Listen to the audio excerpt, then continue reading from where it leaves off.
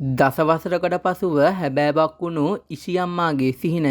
දිවංකා තිරිපති දාහියා කියනවට වඩා ලංකාවේ අයට ඇයව ගොඩක්ම සමීප ඉසිතා බල්හා එහෙමත් නැත්නම් ඉසියම්මා හැටියටයි. මේ ආදරය ටෙලිනාට්‍ය ඔස්සේ ලාංකීය රසික හදවත් වලට සමීප වුණු ඉසියම්මා ඇත්තටම අම්මා කෙනෙක් වෙන්නයි යන්නේ. දිව්‍යංකා විවේකී වල මේ විදිහට දෙමාපියන් වෙන්න සැරසෙන්නේ විවාහයෙන් වසර 10කට පසුව.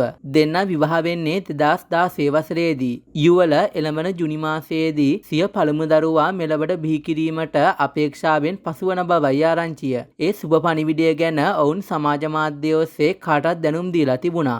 දිව්‍යංකා තිරිපති විවේක් දාහියා දෙමව්පියන් වෙන්න තීරණය කරලා තිබුණේ වයස අවුරුදු 40ද ඉක්මුවාට පසුවයි. ඒ ගමන ගැන දිව්‍යංකා මේ විදිහට කතා කරලා තිබුණා. මේ ගමන ඉවසීමෙන් සහ නිහඬ බලාපොරොත්තුවකින් පිරුණු එකක්. සෑම මසකම පාහේ මම ස්ටිප් පරීක්ෂා කරමින් බලා සිටියා. අවසානයේ එය හැබෑ වුණු විට මට ඒ බව අදාහ ගැනීමටත් කාලයක් ගත වුණා. ඒ වගේම ඇය වැඩිදුරටත් සඳහන් කරලා තිබුණේ තමා සිය ආහාර රටාව සහ ශරීරය ගැන ඉතා කල්පනාකාරී වුණු බවයි. විවේක්ට අනුව මෙය ඔහුගේ ජීවිතය සම්පූර්ණයෙන්ම වෙනස් කළ මොහොතක්. මුලින්ම මට මෙය අදාහ ගැනීමට නොහැකි වුණා. පසුව යම් තැති ගැනීමක් ඇති වුණා. නමුත් දැන් මම මේ වගකීම බාර ගැනීමට සූදානම්. මෙතන ලස්සනම කතාව තමයි විවේක් කියන හැටියට දිව්‍යංකාට වඩා ඔහුට දැන් විවිධ ආහාර සඳහා දැඩි ආශාවක් ඇතිවීම.